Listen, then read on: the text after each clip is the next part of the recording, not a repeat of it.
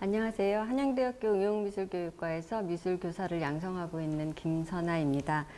이번에 동아시아 시민교육 교사 역량 강화를 통해서 영상으로나마 인천시 교사분들을 만나게 되어서 대단히 기쁘게 생각합니다. 특별히 이번 시간을 통해서 예술교육이 사회와 학교 그리고 학생들에게 어떤 일을 할 수 있는지 이렇게 이야기 공유할 수 있는 시간 기회를 갖게 되어서 굉장히 귀한 기회라고 생각을 합니다. 제가 오늘 발표드릴 내용은 세 가지 정도로 구성이 되는데요. 첫 번째는 예술과 사회의 관계에서 말씀을 드리고, 그리고 다원주의 사회에서 예술교육이 어떤 의미를 가지는지 한번 살펴보고자 합니다. 그리고 다양한 사회참여 예술의 방법론들을 통해서 보다 구체적으로 예술교육 안에서 어떻게 학교와 학생들이 사회에 더 많은 관심을 가지고 주체적으로 참여할 수 있을지 그 구체적인 방안들을 함께 모색해 보는 시간을 갖도록 하겠습니다. 아무래도 제가 혼자서 이 큰 주제를 다루기에는 좀 무리가 될 수 있을 것 같아서 제가 특별히 이번 시간에 맥신 그린 선생님을 모셔봤습니다. 맥신 그린 선생님은 듀이의 경험주의를 기초로 해서 미국에서 미적 교육에 관해서 다양한 연구와 실천을 이렇게 지속해 오셨던, 평생 연구하셨던 교육 철학자입니다. 그래서 오늘은 맥신 그린 선생님이 쓰셨던 1995년도에 발행된 책인데요. 최근에 이제 저희 나라에도 번역본이 소개가 되었는데, 이제 상상의 나래벽이 원어로는 Releasing the Imagination이라고 해서 어떻게 보면 상상력을 이렇게 내보내기, 상상력을 발휘하기 이런 의미가 될 것 같은데요. 상상력이 사회와 교육 그리고 사회 변화에 특별히 어떤 역할을 할 수 있는지에 대해서 굉장히 좋은 말씀들을 많이 남겨주신 책입니다. 그래서 오늘 강의 내용은 이 맥신 그린 선생님의 이야기와 또 저의 미술교육에 대한 경험들, 생각들을 같이 교차해 가면서 이야기 드리는 시간이 될 것 같습니다. 적으로 시작을 해보면요. 먼저 이제 예술과 사회, 미술과 사회의 관계에 대해서 먼저 말씀을 드리려고 하는데요. 여러분들이 오늘 제가 이렇게 하는 강의의 내용에 조금 공감해 주시기 위해서는 평소에 가지고 계셨던 예술에 대한 어떻게 보면 좁은 의미의 정의를 조금 내려놓으실 필요가 있겠습니다. 그래서 지금 보여드리는 내용과 같이 앤더슨과 밀브란트라는 학자들은 삶을 위한 미술 교육에서 미술의 존재 가치는 공동체를 발전시키는 기능에 있다라고 단언하고 있습니다. 그래서 미술의 역할이 단지 개인의 창조적인 능력들을 표출하거나 어떤 자신의 정서를 순화하는 데에 한정되어 있지 않고, 여기 여러분들이 보시는 것처럼 미술의 역할이 자신과 다른 사람을 이해하도록 돕고, 또 그런 이해를 미적인 형태로 담아내는, 그래서 공유하는 그런 역할을 한다고 설명하고 있습니다. 그래서 바라기는 여러분들께서 끝까지 강의를 들으셨을 때 미술이 어떻게 공동체를 발전시키는 역할을 하는지 조금 더 구체적인 이미지를 가질 수 있게 되시기를 기대하겠습니다. 이 작품을 보시면 조금 제 의도를 이렇게 공감해 주실 거라고 생각을 하는데요. 한번 작품을 천천히 들여다 보시지요. 어떤 단어가 떠오르시나요? 네. 아마도 전묘법, 이게 가장 먼저 떠오르실 것 같은데요. 여러분들이 미술 교과서에서 어렸을 때부터 전묘법의 대표적인 작품으로 그런 조형적인, 형식적인 특징에 대해서 많이 배워 오셨던 그런 작품들입니다. 그래서 쉐라의 그랑자트 섬의 일요일 오후라는 제목의 작품인데요. 1984년부터 1986년 무려 2년에 걸쳐서 저 점을 굉장히 큰 화면 안에 이렇게 찍어가면서 완성된 작품입니다. 대부분 그냥 인상주의, 신인상주의 작품인가 보다, 명화인가 보다 라고 생각하실 수 있는데요. 사실은 저는 개인적으로 이 작품을 감상하면서 항상 우리 사회에, 특히 그 모던한 지금 산업혁명 시기를 거쳐서 근대화된 우리 사회의 모습을 굉장히 예견적으로 보여주고 있다라는 생각을 종종 하게 됩니다. 혹시 여기 자세히 어떤 인물들이 있는지 조금 더 자세히 들여다 보실까요? 가만히 살펴보시면 대부분 먼저 정동이가 불룩 튀어나온 여성을 먼저 주목하시고요. 또 가운데에서 모든 사람이 왼쪽을 한 방향을 향해 있을 때 유독 가운데 정면을 향하고 있는 저 부인과 어린아이도 보이실 거고요. 또 조금 왼쪽으로 시선을 돌려보시면 이렇게 굉장히 민소매 차림으로 편안하게 누워있는 인물이 보이는데 그 뒤에 주인 없는 강아지도 보이고요. 네, 조금 지금 다른 귀부인들과는 다른 일을 하는 사람으로 보이시지요. 조금 더 뒤쪽으로 시선을 옮겨보시면 거리의 악사 같은 사람도 보이고 뭐 장병들도 보이고 다양한 인물들이 보입니다. 그래서 이 작품을 가만히 살펴보면 당시에 1884년이라고 말씀을 드렸기 때문에 그 19세기 말에 산업혁명과 함께 중산계층이 이렇게 새로운 사회 구조를 만들어 갈 때에 새롭게 생겨나는 다양한 계층의 사람들을 이 화면 안에 굉장히 사회의 축소판처럼 재구성해 놓고 있다라고 이야기를 합니다. 그래서 특히 그 다양한 그냥 직업군의 인물을 묘사했다는 것뿐만 아니라 이제 살펴보시면 서로 눈맞춤도 없고요. 그리고 만약에 제가 이 작품에 소리가 들리시나요? 라고 물었다면 아마 굉장히 왁자질 것 할 것 같으면서도 굉장히 고요한 그런 작품으로 생각하실 것 같습니다. 개별적인 인물의 자세한 얼굴 모양새나 또 그 사람들의 어떤 자세한 세부 사항을 묘사하기보다는 그냥 고립된 한 사람 한 사람이 자신의 위치에 이렇게 좀 박혀 있는 것 같은, 그러면서도 굉장히 사회적 관계가 묘사되지 않아서 아주 조용하고 어떻게 보면 침묵의 그런 장면을 연출하고 있다고 생각이 됩니다. 그래서 지금 저희 사회에서 산업화된 이 사회 안에서 각자가 사회의 역할을 가지고 생활하지만 그 관계성이 많이 끊어지고 어떻게 보면 전체 사회의 하나의 부분을 차지하면서 고립된 그런 모습들을 어떻게 보면 산업화되기 아주 초반인데 지금의 모습을 이렇게 예언하듯이 보여준 것이 아닌가, 저는 그렇게 생각을 합니다. 그래서 이 쉐라의 작품에서 보시는 것처럼 미술이 그려내는 것은 단지 작가가 보고 느낀 것뿐만 아니라 작가가 그 시대를 살아가며 이 사회의 변화와 사람들의 관계를 읽어낸 것을 그대로 화면 안에 담아내고 있다고 보실 수 있겠습니다. 저는 이 작품을 보면은 그 찰리 채플린이 만들었던 모던 타임즈라는 영상이 종종 자주 떠오르는데요. 마찬가지로 찰리 채플린은 굉장히 동일한 주제를 풍자적으로 모던 사회의 그런 기계화되는 삶의 모습들을, 그리고 그 안에서 개인이 어떤 위치로 전락하는가, 또는 개인이 어떻게 다양한 계층의 개인들이 생겨나는가, 그런 과정들을 굉장히 풍자적으로 잘 보여주고 있다고 생각을 합니다. 그래서 이 영상 안에서 아주 짧은 부분인데요. 한번 같이 봤으면 좋겠습니다. 이 영상은 찰리 채플린이 이제 공장 노동자로 아주 반복적이고 기계적인, 아마 나사 조이는 장면은 여러 매체를 통해서 보셨을 것 같은데요.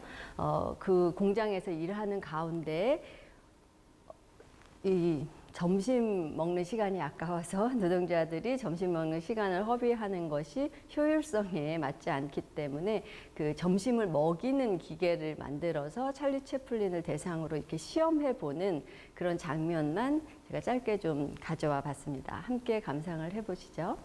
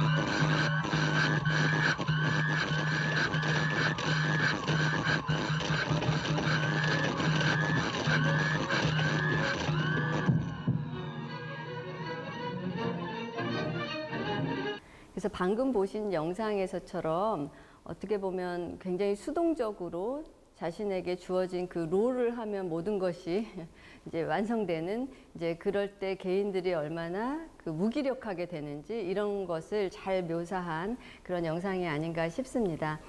그런데 특별히 이제 미리 준비된 그리고 미리 계획된 그런 것들을 이렇게 찰리 채플린에게 강요하고 먹이고 하는 그런 장면들이 때로는 이제 저로서는 어떤 학교의 모습, 근대의 학교의 모습을 떠올리게 하는데요.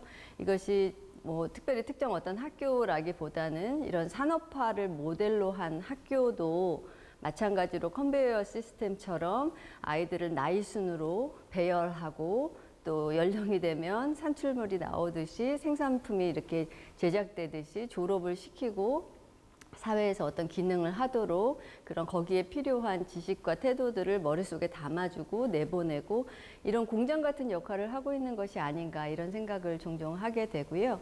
과연 그 안에서 학생들은 어떤 모습과 어떤 태도로 그 긴 시간의 학교 생활을 보내게 되는가 하는 것을 조금 다시 한번 반성해 볼 수밖에 없는 것 같습니다.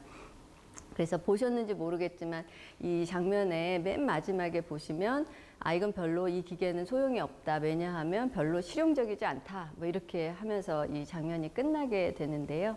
학교에서도 저희가 많은 부분에 있어서 그런 합리성이나 실용성, 효율성 같은 것들을 굉장히 강조하다 보니까 그 안에서 학생들은 점점 무기력해지고 또 그 무기력함이 결국은 본인이 무엇을 먹는지 지금 이것이 어떤 의미인지 하는 것을 생각할 겨를도 없이 끊임없이 정보나 지식을 받아들여야 하는 그 위치에 놓아놓지 않았나 이런 것을 생각하게 됩니다.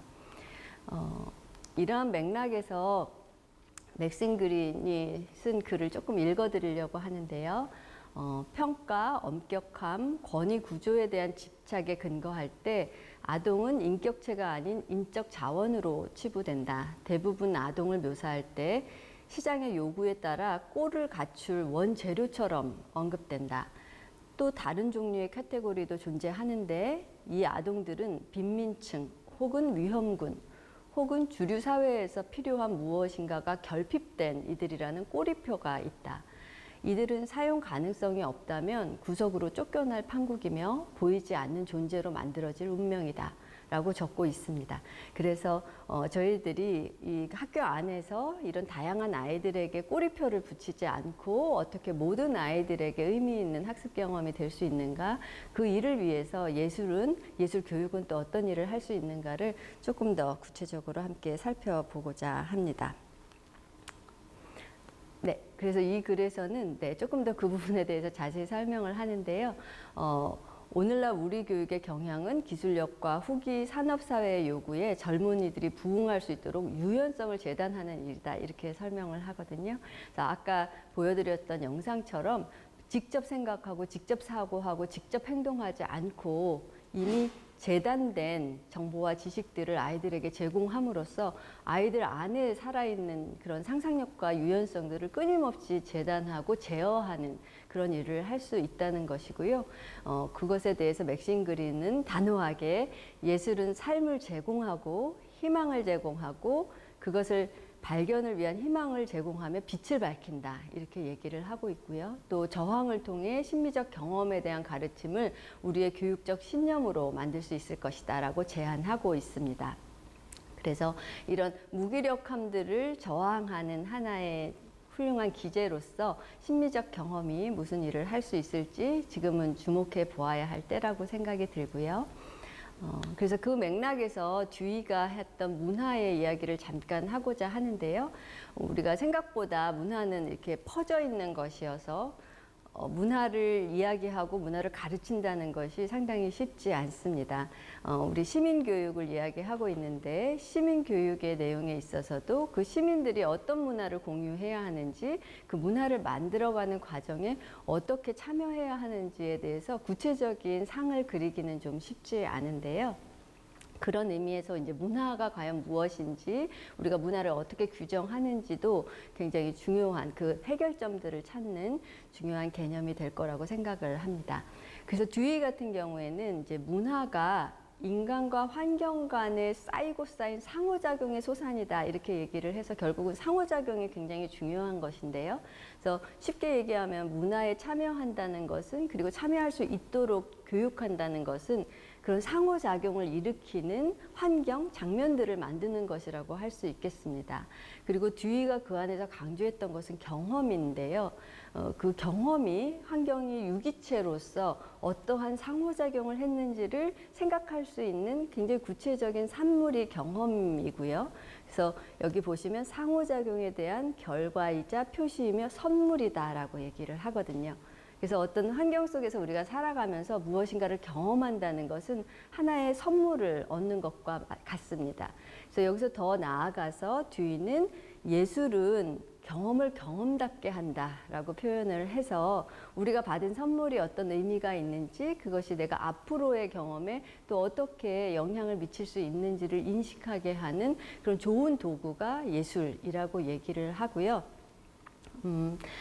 예술이 능동적 행위와 수동적 행위 또 에너지를 내뿜고 받아들이는 그 관계 속에서 이루어진다고 하니까 아까 말씀드린 것처럼 교육 안에서도 아이들을 그저 수동적인 그냥 정보를 받아들이는 객체로 만드는 것이 아니라 어떤 능동적인 호흡을 할 수 있도록 그것을 적극적으로 다양한 주어지는 정보와 또 내가 표현하고 싶은 이야기들을 연결시킬 수 있도록 돕는데 예술이 활용될 수 있다라는 의미로 생각해 주시면 되겠습니다. 그래서 경험을 경험답게 한다는 게 어떤 의미일지 좀 구체적으로 말씀을 드리기 위해서 제가 게르니카 작품을 한번 선택해 보았는데요. 이 작품은 딱 보면 또 어떤 단어가 떠오르실까요? 네, 한번 천천히 살펴보셨으면 좋겠습니다.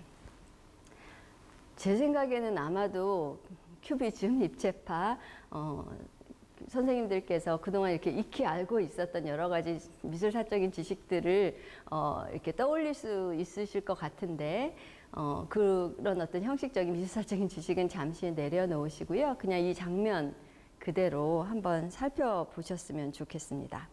어떤 장면일까요? 네. 좀 더 구체적으로 무엇이 보이시나요? 어떤 누가 등장인물이 누구인가요? 네. 그리고 지금 밖에서는 이게 안에 실내 공간 같은데요. 조명도 있고 창문도 있고 문도 있는 것 같고 실내 공간 같은데 과연 밖에서는 지금 무슨 일이 일어나고 있을까요?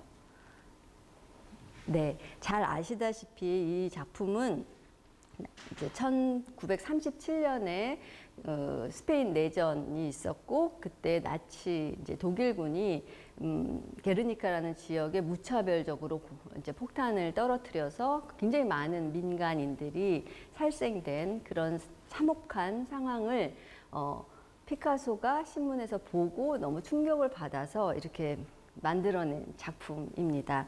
그래서 어떻게 보면 전쟁에 관한 작품으로 생각하실 수 있을 텐데요. 혹시 여러분들 기억 속에 일반적인 전쟁, 서양의 작품들 중에서 전쟁을 그린 어떤 작품을 떠올려 보시라고 하면 어떤 이미지들이 떠오르실까요?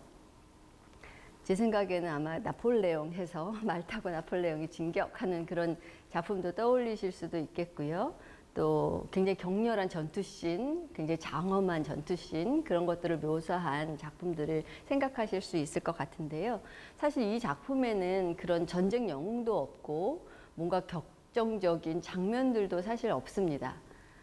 살펴보시면 여기서 주로 묘사된 대상들은 여인이고요. 죽은 아이를 안고 울부짖는 어머니 여인이고 그리고 방향을 잃고 막 우왕좌왕하는 그런 동물들 묘사하고 있습니다. 그리고 또 흑백의 화면을 통해서 굉장히 담담한 듯 하면서도 굉장히 그 흑백의 대비가 강하게 보여지도록 이 작품이 그려져 있습니다. 그래서 어쩌면 피카소가 그 전쟁이라는 것 주제를 그려낼 때에 그것을 미화하거나 이상화하거나 그거를 어떤 도덕적인 교훈으로 만들기보다는 그 참상 그대로 결국 전쟁을 통해서 피해를 받고 전쟁을 통해서 고통을 받는 대상들이 연약한 여인들과 아이들과 동물이라는 점을 아마 많은 사람들에게 이야기하고 싶었던 것 같습니다. 그래서 이 작품을 보면 그 안에서 사람들이 이렇게 얽히고 설킨 그런 감정들이 갈 길을 잃은 그런 감정들이 입체파라는 형식의 그런 화면을 쪼개고 재구성하는 방식을 통해서 그대로 전달해 주고 있다고 생각을 하고요. 그런 어떤 직면하게 하는 것, 경험을 경험대로 직면하게 하는 것이 아까 조금 전에 말씀드렸던, 그리고 듀이가 언급했던 경험을 경험답게 하는 예술의 역할이라고 생각해 주시면 될 것 같습니다. 그래서 이런 작품이 어떤 전쟁을 대표하는, 그리고 평화를 대표하는 그런 어떤 상징적인 작품으로 여러 지역에서 전시가 되게 되고, 평화를 말하지는 않지만 이것을 감상하고 공유하는 사람들로 하여금 다시는 이렇게 우는 여인을, 아니면 이렇게 울부짖는 동물들이 이런 상황들이 생겨나지 않도록 해야 한다라는 의미들을 스스로 자각하고 생각해 보게끔 하는 데 이 작품의 의미가 있다고 생각을 합니다. 그래서 그 예술이 경험 안에서, 그리고 사회와 교육 안에서, 더 나아가서 아이들의 성장 안에서 어떤 일들을 할 수 있는가를 다양한 학자들이 이야기를 하였는데요. 특별히 상상력과 또 창의성에 관해서 그 예술 교육에 할 수 있는 일들을 이렇게 언급한 것을 제가 한번 모아 보았습니다. 그래서 여기 살펴보시면 어떤 조형적인 아름다움이라든지, 또는 어떤 아까 말씀드렸던 개인적인 감정의 표출 같은 것보다는 이 다양한 학자들이 이야기하고 있는 키워드들은 의문 던지기, 관계에 대한 주의, 그러니까 관계를 살피는 것이죠. 관계를 살펴보도록 하는 거, 융통성 있는 목적, 하나의 목적 지향적인 것이 아니라 오히려 목적을 만들어가는 그런 과정들, 관찰하고 묘사하기, 복잡성을 발견하기, 또 다양한 관점 탐구하기, 추론하기, 또 그 LCI의 상상력 교육의 어떤 10가지 목표들을 보면 행동하기, 반성하고 평가하기. 그러니까 우리가 사회의 시민으로서 주체적으로 참여하는 데 필요한 다양한 사회적 기능들을 예술을 통해서 습득할 수 있다라고 이야기하고 있습니다. 그래서 조금 더 구체적으로 어떤 예술 교육의 관점에서 이런 일들을 어떻게 추구해 왔는지 설명을 드리겠습니다. 아마 가장 대표적인 어떤 이론이라고 한다면 이제 다문화 미술 교육이 될 것 같아서요. 다문화 미술 교육에서 이렇게 지향하는 바를 짤막하게 요약을 해 보았습니다. 그래서 이거는 다문화 미술 교육은 어떤 미술 교육 이론 안에서 이제 발전했기 때문에 그렇게 이름이 붙여졌지만, 포괄적으로 다문화 사회에서 예술 교육이 어떤 지향을 가지고 어떤 방법으로 또 학교를 변화시킬 수 있는가를 이야기한 그런 6가지 항목이라고 생각해 주시면 되겠습니다. 몇 가지만 설명을 드리면요. 아까 지금까지 말씀드린 것처럼 미술을 단지 어떤 조형적인 형식적인 개념 안에서 설명하지 않고 사회 인류학적인 그런 기초를 강조한다라고 쓰여 있어서, 결국은 어떤 사람들이 살아가는 문화, 사람들이 생각하는 양식, 삶의 방식, 의사소통의 방식, 이런 것 안에서 미술을 설명한다라고 이야기하는 것이고요. 그리고 교육을 사회문화적 개입으로 인식한다라고 했기 때문에 우리가 교육하는 것이 지식을 전달하는 것이 아니고, 또 교사도 그런 어떤 전달자가 아니고 아이들과 아이들의 삶 속에서 형성되는 그 문화의 일부로 들어가는 일이라고 이야기하고 있거든요. 그렇기 때문에 교사들의 자신의 문화에 대한 인식이라든가 감수성 같은 것들, 또 성찰, 반성적인 교사의 어떤 자질을 강조할 수밖에 없습니다. 그리고 교육과정은 지역사회 안에서 자신의 삶과 관련된 그런 이슈들을 중심으로 교육과정이 재편될 것을 요구하고 있고, 그 안에서의 교수학습 방법은 인류학적 방법을 사용한다고 이야기하거든요. 그래서 여기서 인류학적 방법이라는 것은 아이들이 직접 인류학자들이 어떤 외딴 섬의 문화를 연구하기 위해서 하는 일들을 떠올려 보시면 될 것 같습니다. 그 사람들 속에 들어가서 같이 이야기하고, 그 사람들의 언어를 배우고, 그 사람들의 의복을 입고 같이 음식을 나누면서 그 사람의 삶을 이해하는 것이 그 인류학자들이 그 문화를 연구하는 방식이잖아요. 마찬가지로 아이들이 자신의 지역 사회를 그냥 학교 밖에 동떨어진 공간으로 보는 것이 아니고, 학습한 내용을 가지고 지역사회를 새로운 눈으로 지역사회 문화를 발견하게 하는 그런 방법론을 사용한다라고 생각하시면 되겠습니다. 그래서 그런 활동 안에서 지역 안에서 아이들이 실질적으로 참여할 때에 민주주의적인 접근 방식들을 학습할 수 있고 그것이 이제 문화적으로 학생들의 문화와 또 삶의 관련성을 갖는 교육으로 변화될 수 있다라는 이제 변혁적인 입장을 취하는 그런 다문화 미술 교육의 개념이고요. 그런 다문화 상황에 대해서 잠깐 이제 살펴보고 또 미술이 할 수 있는 일들을 조금 더 구체적으로 말씀드리려고 하는데요. 이거는 그 OECD 교육 2030 미래교육의 역량을 위한 현황 분석과 향후 과제라는 2016년에 교육개발원에서 나왔던 보고서 내용의 일부입니다. 그래서 거기서는 이게 16년이면 벌써 한 5, 6년 됐기 때문에 이미 좀 지금의 상황을 반영하기도 하고 이 보여지는 이제 앞으로 10년 후에 메가 트렌드에 더 추가되어야 할 사항들이 저희 지금의 상황에서 많이 있을 것 같은데요. 이제 여기 보시는 것처럼 고령화라든지 세계화, 또 환경 에너지 문제, 불평등과 양극화 같은 상황들이 굉장히 복합적이고 복잡한 사회를 예견하고 있고 이런 문제들을 대비할 수 있는 우리 미래의 아이들을 교육하는 것이 굉장히 새로운 접근을 취해야 된다라는 것을 이제 좀 분명히 보여주고 있는 것 같습니다. 그래서 결국은 다양한 사람들이 공존할 수 있도록 하는 것, 그리고 나의 경험을 넘어서서 다른 사람의 경험을 들여다보게 하는 것, 그리고 그것이 더 어떤 국가의 경계까지 넘어서서 지구촌의 관점에서 우리의 삶을 조망할 수 있는 그런 능력들이 앞으로 굉장히 필요하다고 볼 수 있겠고요. 조금 더 우울한 말씀을 드리자면 이제 몇 가지 저희 OECD 안에서 우리나라의 위치나 어떻게 보면 우리가 굉장히 잘하고 있는 점들도 많지만 또 우리가 좀 성찰적으로 들여다봐야 되는 지표들도 굉장히 많이 있습니다. 그래서 어떤 그 여성과 남성 간의 임금 격차가 굉장히 단연 1등이고요. 또 자살률 얘기는 저희가 많이 하지요. 특히 노인 자살률도 굉장히 높은 편이고요. 월등하게. 그리고 어떤 빈곤, 특히 이제 여기 보시면 65세 이상의 빈곤도 굉장히 심각합니다. 그래서 성에 있어서 또 자신의 어떤 고립에 있어서 또 경제적인 격차에 있어서 또 여러 가지 사회 정치적인 어떤 참여의 권한에 있어서 많은 부분에 있어서 격차가 있고 그런 것이 조금 전에 보여드렸던 것처럼 양극화를 통해서 더 접점을 좀 찾기 어려운 상태로 심화되고 있다라고 생각을 할 수가 있겠고요. 그런 것들이 아마 제가 다시 말씀드리지 않아도 이런 코로나 상황에서도 사회의 취약한 지점들이 그대로 드러나게 되는 것을 저희가 지금 경험하고 있는 것 같습니다.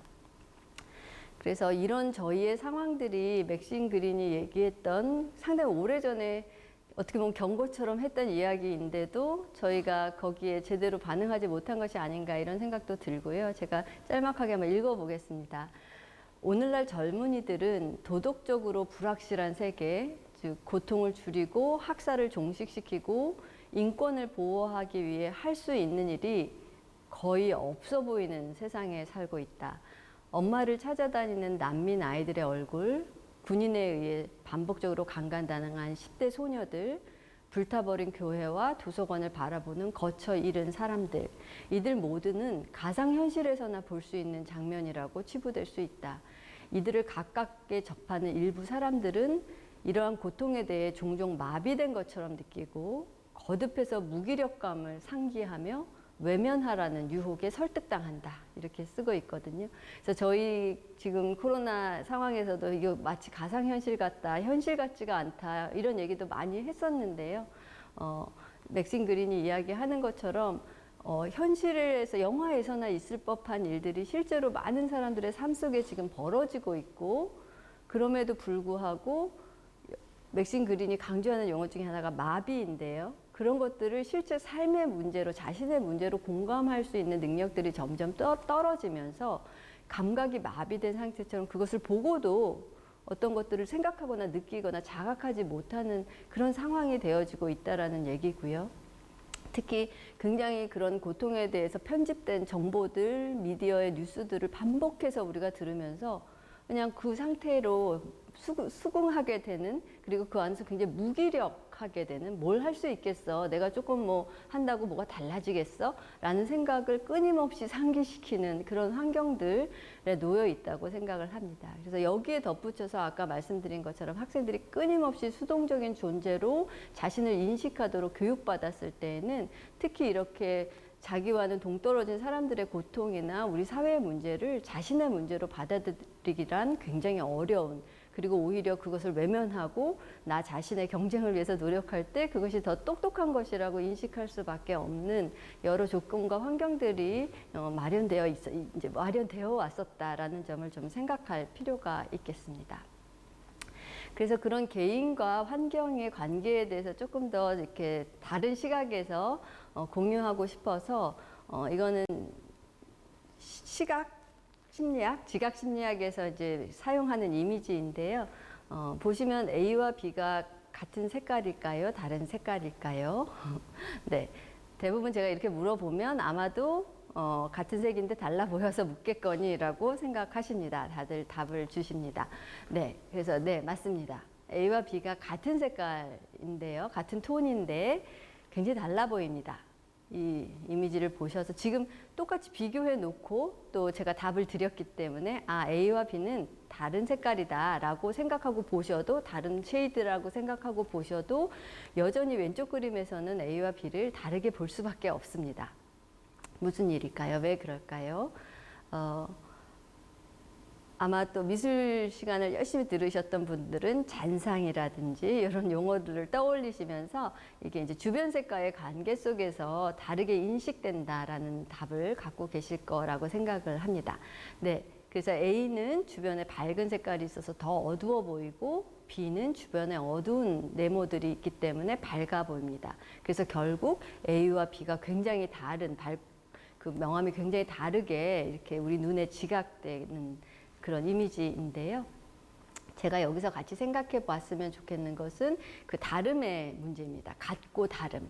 누구는 나와 같다, 그들은 우리와 다르다 라고 얘기했을 때에 그 다름이 정말 그 객체 안에서 다름이 본질적으로 존재하는 것인지, 그 주변이 계속 다름을 부각시키고 선긋기를 하고 나와는 다른 사람이라고 구별함으로써 그 차이가 발생하는 것은 아닌지, 이런 것들을 생각해 볼 필요가 있다고 생각합니다. 그래서 저희 문화 안에서 어떨 때는 아주 작은 차이는 굉장히 큰 다름으로, 그래서 어떤 차별까지 일어나게 되는 차이가 되기도 하고요. 또 아이들의 그 굉장히 중요한 차이나 다양성들은 이렇게 무시되고 그냥 같은 3학년 몇 반 이렇게 묶여지는 그런 일들도 굉장히 많이 있는 것 같습니다. 그래서 우리가 다원주의 사회, 또 다양성의 존중을 이야기할 때는 그 각각 개인들이 갖고 있는 차이에만 집중할 것이 아니고 그 차이를 만드는 주변, 환경, 사회적인 조건들, 사회 문화적인 맥락을 같이 논의하고 같이 살펴봄으로써 앞으로 이 차이들이 어떻게 긍정적인 다양성으로 될 것인지, 또는 거꾸로 부정적으로 이것이 차별을 만들고 경계짓기를 하는 하나의 장벽이 될 것인지, 이거는 그 다름을 인식하는 방식에서 결정이 된다고 볼 수 있겠습니다. 그래서 그 하나의 방법으로 상상력을 맥신 그린은 이야기하는데요. 상상력은 다른 여타의 능력보다도 습관적인 관성을 타파한다. 학습자가 중재를 통해 그러한 관성을 극복하지 못할 때 이들은 능동적인 학습을 좌절시키는 반복과 획일성의 교육으로 일관하게 된다. 이러한 관성 안에서는 새로운 시작이 불가능하지만 이를 벗어나려는 사람은 무엇을 하고 어떻게 살아갈지를 결정하는 자기 삶의 작가가 된다. 이렇게 얘기를 하네요. 네. 그래서 어떻게 보면 아까 찰리 채플린이 그려놓은 그런 수동적인, 그리고 습관적인, 기계적인, 반복적인, 무기력한 하나의 대상에서 자기 삶의 작가가 되는, 스스로 자기의 삶을 쓰는 그런 주체가 되도록 이동시키는 그 일에 상상력이 작용해야 한다라고 주장을 하는 것이고요. 미술이 할 수 있는 일 중에서 네, 제가 계속해서 그 시대의 어떤 이념들, 시대가 지향하는 바들을 그려내고 보여주고 직면하도록 하는 것이 미술이라고 말씀을 드렸는데요. 이 작품도 아마 미술책에서 많이 보시지 않았을까 싶습니다. 앵그르의 작품이고요. 여기 보시면 1814년도의 작품인데 어떤 여성의 이상적인 미를 그 시대의 신고전주의 사람들이 추구했던 그 미를 그려내고 있습니다. 그래서 사실은 이게 만약에 앵그르가 선생님한테 데생을 못한다고 엄청 혼났다고 하거든요. 허리를 보시면 굉장히 길게 늘어진 허리와 다리와 만약에 미대 입시를 쳤으면 붙지 못했을 수도 있을 것 같습니다. 그럼에도 불구하고 그 과정된 그런 어떤 형태 표현을 통해서 아주 이상화된, 그리고 당시에 여성을 이런 이제 대상화하는 그런 방식을 그대로 잘 보여주고 있기 때문에 이 작품이 그런 형태적인 왜곡이 전혀 이상해 보이지 않고 또 잘못된 것으로 보이지 않고 이상적인 어떤 미를 표현하는 것으로 나타내지요. 그래서 미술이 그런 그 시대의 사람들이 추구하는 바를 그대로 이야기해주는 역할을 하기도 하지만, 반면에 이 게릴라 걸스 작품을 보면 동일한 이미지지만 그런 것을 저항하는 목적으로도, 그런 저항하는 메시지를 담는 틀로서도 미술이 작용할 수 있습니다. 그래서 이 작품은 이제 게릴라 걸즈라는 어떤 익명의 그룹이고요. 1989년도에 이제 발표한 작품인데요. 여기 큰 글자로 쓰여진 영문이 바로 그 제목입니다. 그래서 여성이 메트로폴리탄 그 미술관에 들어가기 위해서는 꼭 벗어야 하는가? 이게 무슨 얘기냐면, 미술관 안에 가보시면 이제 여성들이 들어가는 방식은 여성 작가로서 들어가는 것보다는 누드 모델로서 여성이 표현되어지고 드러나 있는, 그러니까 여성들이 이렇게 재현되고 있는 장면들이 훨씬 많다는 거죠. 여기 수치로도 당시의 수치이겠습니다만은 이제 5%의 작가들, 여성 작가들이 미술관에 이렇게 작품이 걸려진 반면에 또 85%의 누드는 모두 여성이더라, 이런 설명을 붙여놓고 있거든요. 그래서 조금 전에 말씀드린 것처럼 성에 대해서, 우리 문화에 대해서 그거를 어떤 저항하고 뒤틀어서 다시 보게 하고 그 현실을 직면하게 하는 그런 역할을 미술이 할 수 있다라고 보겠습니다. 그래서 맥신 그린은 여러 형태의 예술에 동참함으로써 우리는 자신의 경험에서 더 많이 보고, 일상적으로 들리지 않던 소리를 더 많이 듣고, 모호한 일상적인 행동들과 습관, 관습, 또 억압했던 대상들을 더 많이 의식하게 된다라고 얘기하거든요. 그래서 이번에 진행되고 있는 이 역량 강화도 보고 만지고 느끼는 동아시아 교육의 일환, 동아시아 시민 교육의 일환으로 되어지고 있다고 전에 들었는데요. 같은 맥락이었던 것 같습니다. 여기서는 보고 듣고 의식하는 일, 그리고 그 의식하는 것이 일상적으로는 들리지 않고 있지만 보고 싶지 않았던 그런, 그리고 습관적으로 대했던 것들, 억압당했던 대상들을 더 의식하게 하는 데에 예술의 역할이 있다고 이야기하고 있고요. 그래서 그렇게 예술이 그것을 드러내는 몇 가지 방법론에 대해서 설명을 드리겠습니다. 사회 참여 예술이라고 해서 이제 새로 나타난 미술 운동은 아니고요. 거의 1960, 70년대 이후에, 포스트 모더니즘 이후에 이제 점진적으로 예술가들이 이제 어떻게 보면 하나의 시민 운동처럼 해왔던 활동인데, 그것이 이제는 굉장히 많이 확산되고, 전에는 어떻게 보면 이제 비주류의 한 이제 영역에서 했던 일들이 점점 그 중앙으로 이렇게 많이 공감을 얻고 확산이 되면서 이제는 사회참여 예술, 그리고 사회참여라는 용어가 미술과 같은 경우에는 교육과정에도 들어가게 되었습니다. 그래서 미술의 굉장히 중요한 한 영역으로 다루어지고 있어서 오늘 간단하게 그 사회참여 예술의 방법론을 소개해 드리려고 합니다. 그래서 그 개념은 이제 예술가가 직접 관객과 대중 사이로 들어가서 교류하는, 그래서 공동의 예술 작품을 만드는 예술 행위라고 얘기합니다. 그래서 여기서는 예술이 그냥 작품이 아니고, 박물관의 액자 속에 걸려질 하나의 단일한 작품이 아니고 하나의 행동, 행위이고, 그리고 그 작품의 그 행위의 저작권, 주인은 작가에게만 속한 것이 아니고 공동의 저작권을 소유하게 되는 이제 이런 것을 사회참여 예술로 이야기하고 있고요. 그렇게 다양한 사람들이 참여해서 협력을 하다 보니까 굉장히 다학문적이고 여러 분야의 여러 전문성들이 또 여러 목소리들이 이렇게 모여지게 되면서 굉장히 혼성적인 그런 예술로 이해되고 있습니다. 몇 가지 예시를 좀 보여드리겠습니다. 이 작품은 그 폴 라미레즈라는 사람이 폴 라미레즈 요나스네요. 라는 사람이 작가가 했던 작품인데요. 제목은 도시로 가는 열쇠 뭐 이렇게 번역할 수 있겠습니다. 그래서 이제 뉴욕시의 여러 곳을 이렇게 들어갈 수 있는 그런 마스터키죠. 마스터키를 제작을 해서요. 이거를 사람들에게 이렇게 전달하는 의식을 하고 또 이 키를 받은 사람은 이것이 이 키로 가지고 열 수 있는 여러 공원이라든지 또 미국은 이제 주변에 지역사회 공동묘지들 이렇게 가족들의 공동묘지들이 있으니까 그런 공동묘지라든지 미술관이라든지 이런 다양한 장소를 문을 열고 들어갈 수 있는 그런 마스터 키입니다. 그런데 이 키가 이렇게 키로 열 수 있는 장소들은 지금 말씀드린 그런 공공장소나 또는 많은 사람들이 찾을 법한 그런 관광지 같은 장소뿐만 아니라 지역사회에서 사람들이 잘 돌아보지 않는 곳에 어떤 장소를 들어가는 키이기도 합니다. 그래서 한편으로는 사람들로 하여금 이 지역사회에 대해서 이렇게 호기심을 가지고 다시 재발견하게 하는 아까 억압됐던 대상을 보지 않는 것을 다시 한번 의식하도록 하는 의미도 있고요. 그리고 이 키를 이렇게 건네주는 행동이 그런 소유권을 공유하는 그런 의미를 담기도 합니다. 그래서 이 뉴욕이라는 도시의 주인이 과연 누구냐는 것이죠.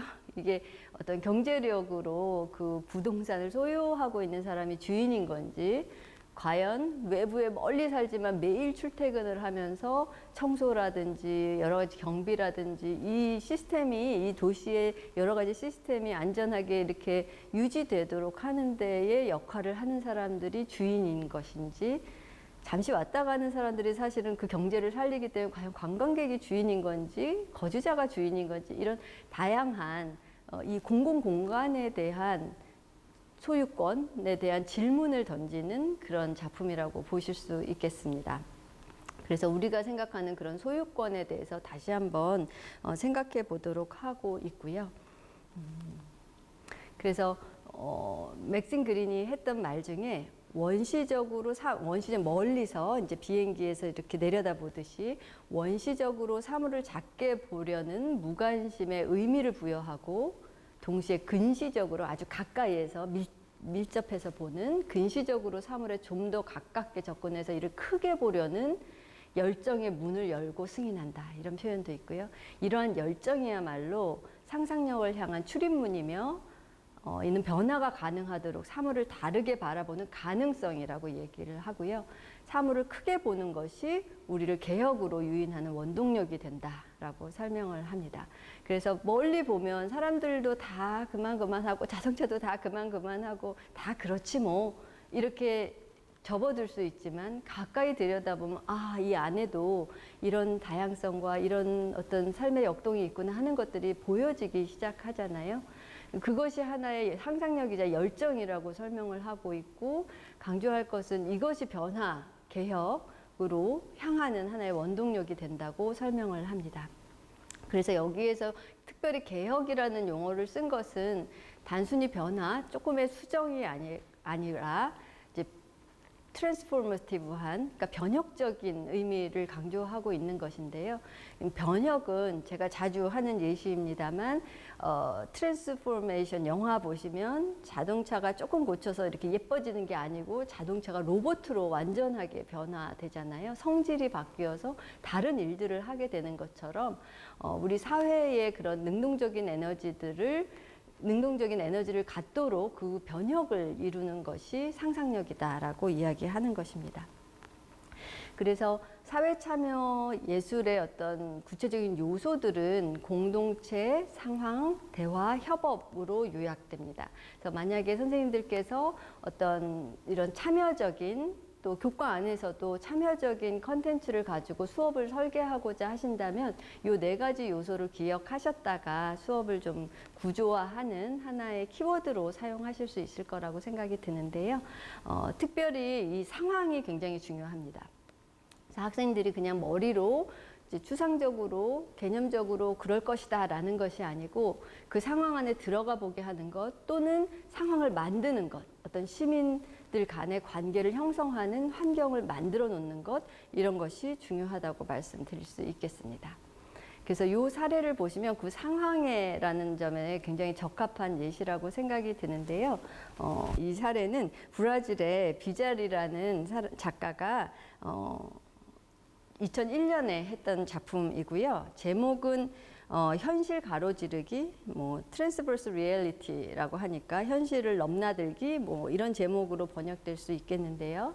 2001년에 이 작가가 했던 것은 굉장히 다른 공공장소에 닭을 풀어놓았습니다. 그래서 굉장히 부유한 지역에 굉장히 유명한 백화점 로비에 닭을 풀어놓기도 하고 또 아주 외딴 곳에 또는 아주 저소득층에 또 사람들이 그냥 길거리에서 특별한 직업이 없어서 나와서 앉아있는 그런 공간에 닭을 풀어놓기도 하고 그래서 이 장면, 이 닭 자체가 중요한 것이 아니라 그 새롭게 나타난 닭에 사람들이 어떻게 반응하는가를 이제 비디오로 찍어서 다큐멘터리를 제작한 그런 작품입니다. 2003년도에 하바나 비엔날레에 발표가 됐던 작품인데요. 어떻게 보면 그저 이 닭이 이제 현실을 가로지르면서 이런저런 현실을 보여주기도 하지만 더 중요한 것은 어떻게 서로 다른 현실을 구성하고 살아가고 있는가 하는 것이고요. 그 백화점에 이렇게 닭이 처음에 나타났을 때는 가장 먼저 나타난 사람이 이제 경비원이라고 합니다. 그래서 경비원이 이것이 혹시 테러는 아닌가, 뭔가 우리의 질서를 깨트리는 것은 아닌가 굉장히 의심하고 주의하고 모든 사람들이 경계하고 그런 장면들이 묘사가 되고요. 오히려 거꾸로 이런 어떤 로컬 커뮤니티 안에서는 사람들이 닭이 나타났으니 너는 누구니? 어디서 왔니? 말을 걸기도 하고 사람들이 모여들고 오히려 거꾸로 도대체 얘는 누굴까? 얘가 왜 왔을까? 이런 얘기를 사람들 간에 주민들 간에 나누면서 그냥 그곳에 머물게 하는, 그곳에 같이 살게 하는 그런 일들도 있었다고 합니다. 그래서 이 공공장소에 대한 또 개념일 수도 있겠고요. 말씀드린 것처럼 우리가 그 물리적인 공간을 구성하는 방식 안에 많은 사회적인 이렇게 규범들, 약속들 같은 것들을 심어놨다고 볼 수 있겠습니다. 그래서 이런 것들을 좀 드러내 보이는 것, 암암리에 우리가 다 알고 있지만 모른 척하고 살아가는 많은 우리의 삶의 양식들을 드러내 보이는 역할을 하는 것이 이제 예술이라고 할 수 있을 것 같고요. 그래서 사회 참여 예술의 특징은 이런 공동체를 구축해서 이런 의미 만들기에 사람들을 참여하도록 하는 것, 그래서 그 참여의 구조를 만드는 것, 그래서 이 일을 위해서 어떤 미디어를 사용하고 청중의 역할을 변화시키는 것이 사회 참여 예술의 하나의 중요한 특징이자 방법론이라고 할 수 있겠습니다. 몇 가지 사례만 이제 보여드리려고 하는데요. 이거는 이제 페드로 레이라는 그 멕시코의 작가가 했던 일이고, 그 총을 가지고 할 수 있는 다양한 일들에 대해서 이제 총을 변화시켜서 사람들의 인식을 깨우치는 그런 작업을 한 예시입니다. 이 이미지에서 소리를 잘 들어보십시오.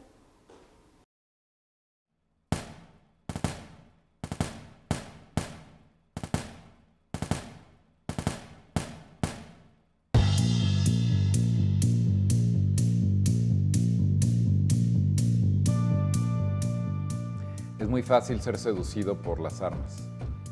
Tú puedes decir como operación artística, voy a coger pedazos de madera y voy a construir una ametralladora de juguete, o puedes hacer lo opuesto, voy a coger una ametralladora y voy a hacer otra cosa con ese material. Yo sí creo que el trabajo del arte, o sea, la creatividad, es justo cómo puedes convertir tus instintos más negativos, ¿no? Tus instintos de muerte, en instintos instintos de creación.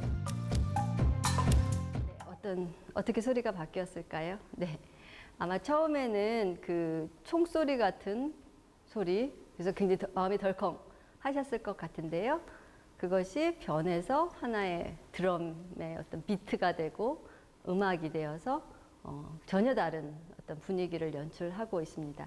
요 글이 빠르게 지나가서 보실 수 있었을지 모르겠는데 이 사람의 목적은 지금 나오는 이야기처럼 어떤 부정적인 우리의 본능들을 창조적인 본능으로 전환시키는 일을 하는 것이 내 작업의 목적이다. 이렇게 설명을 하거든요.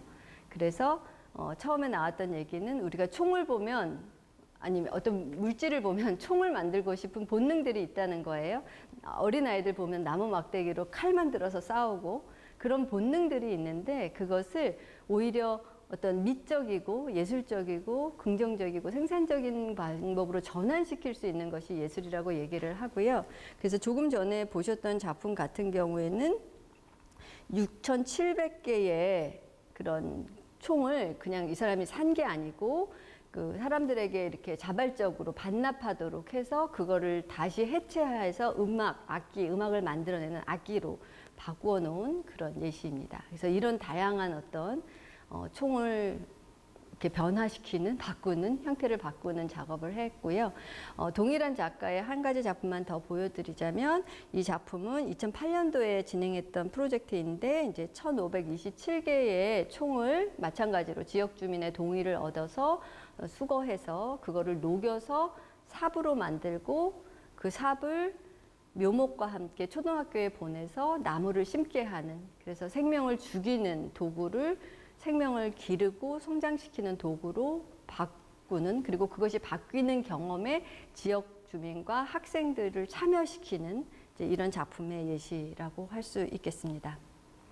그래서 여기 쓰여 있는 것처럼 어떤 기술적 의사소통의 보편성에 담긴 위협을 발견하고 매체가 메시지인 상황을 고려하면서 각 개인이 메시지에 대항하여 진지하게 저항해야 한다. 이렇게 맥신 그린이 이야기하는데요. 매체가 메시지라는 말이 굉장히 중요한 것 같습니다. 우리의 의사를 전달하는 데 있어서 이런 미적인 방식, 창의적인 방식으로 전달할 때에 그것이 굉장히 힘 있는 저항이 될 수 있다고 보겠습니다. 마지막 이 사례만 보여드리고 이제 제 강의를 거의 마무리하려고 하는데요. 이 작품은 오그레이브의 배틀, 어떤 전투라는 제목의 제레미 델러의 작품인데요.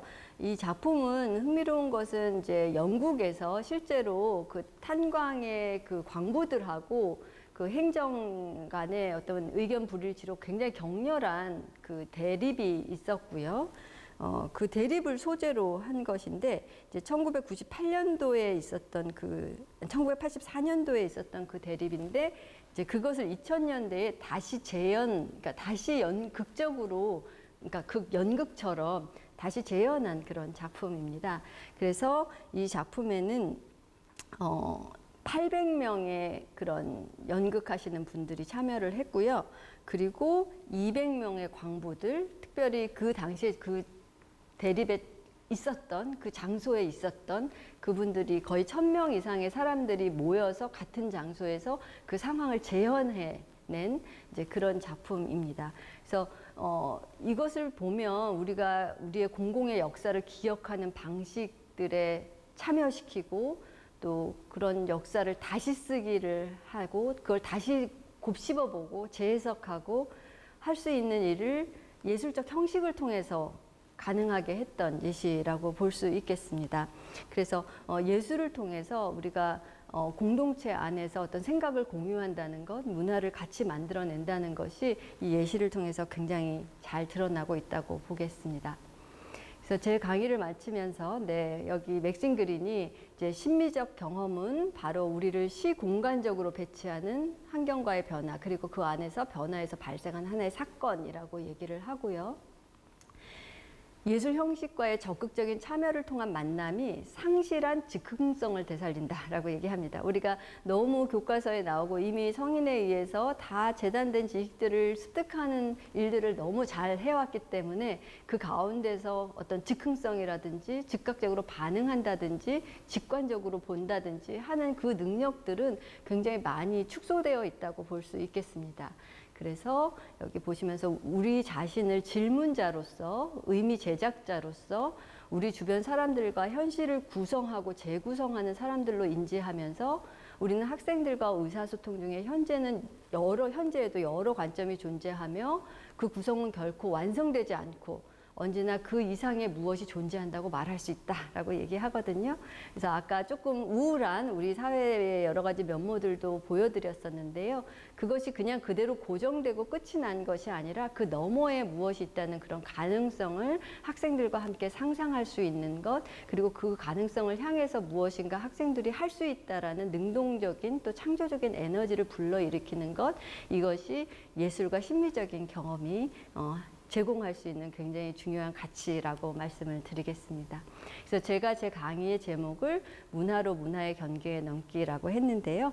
아마도 결론적으로 이제 미적 경험과 상상력이 이를 가능하게 한다고 하겠습니다. 경청해 주셔서 감사합니다.